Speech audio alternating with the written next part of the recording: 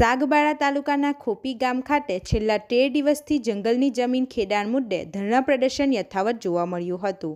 આજરોજ વાલિયા જિલ્લા પંચાયતના સભ્ય રજની વસાવા અને તેઓની ટીમે ધરણા પ્રદર્શન સ્થળની મુલાકાત લીધી હતી। લીલાબેન વસાવાની આગેવાનીમાં 200થી વધુ લોકો ધરણા પ્રદર્શન કરી પોતાના હક માટે લડત ચલાવી રહ્યા છે।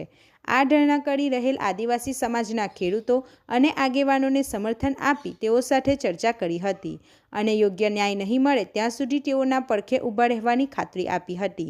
આ ધરણા પ્રદર્શનમાં વાલિયા તાલુકા પંચાયતના કારોબારી અધ્યક્ષ વિનેશભાઈ વસાવા, આગેવાન વિનયભાઈ વસાવા, વિજયભાઈ વસાવા, વાસુભાઈ વસાવા, વિજયભાઈ વસાવા, નરેશભાઈ વસાવા સહિતના આગેવાનો જોડાયા હતા। આ ધરણા પ્રદર્શનમાં વન વિભાગના અધિકારીઓ આવ્યા હતા। રિપોર્ટર સાકિર દિવાન સાથે ગુજરાત અદ્ભુત ન્યૂઝ ગુજરાત। હું રજની વસાવા, ભરૂચ જિલ્લા પંચાયત સભ્યશ્રી અને આમ આદમી પાર્ટી ઝઘડિયા વિધાનસભા પ્રભારી।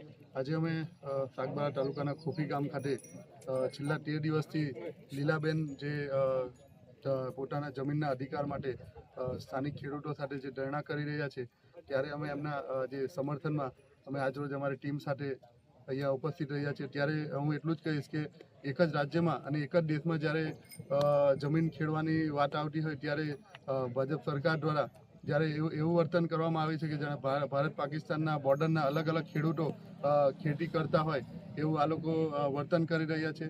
ત્યારે અંગ્રેજો જેવી નીતિ આ લોકો ભાગલા પાડોને રાજ કરવા માટે અમારા આદિવાસી ભાઈઓને અલગ અલગ તાલુકાના જે ભાઈઓ ખેતી કરી રહ્યા છે તે લોકોને લડાવી મારી અને આ લોકો પોતાની રાજનીતિ માટે આ લોકો ભાગલા પાડી રહ્યા છે।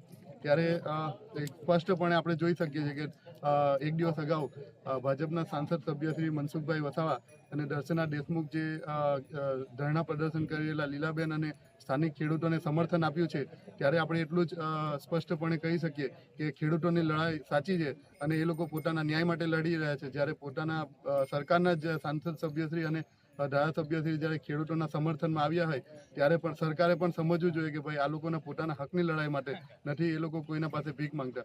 ત્યારે સરકારને અમે અપીલ કરીશું કે અમે જે અમારા આદિવાસી ભાઈઓએ જે જંગલનું રક્ષણ અને જતન કર્યું છે અને જે જમીનો અમારા આદિવાસીઓએ જે બચાવી છે, આજે પ્રકૃતિનું રક્ષણ કર્યું છે, સારી હવા ઓક્સિજન જે મળે છે તે અમારા આદિવાસી ભાઈઓના લીધે તો વધુ એ લોકોને પરીક્ષા નહીં લેશો અને આવનારા સમયમાં જો ન્યાયિક ફેસલો ટૂંક સમયમાં નહીં આવે તો સમગ્ર આદિવાસી સમાજ ભેગો થઈને આંદોલનની ચીમકી પણ ઉચ્ચારશે। આભાર। આપણી આસપાસ બનતી ઘટનાના સમાચાર જોવા માટે ગુજરાત અદ્ભુત ન્યૂઝ ગુજરાતીને લાઈક કરો, શેર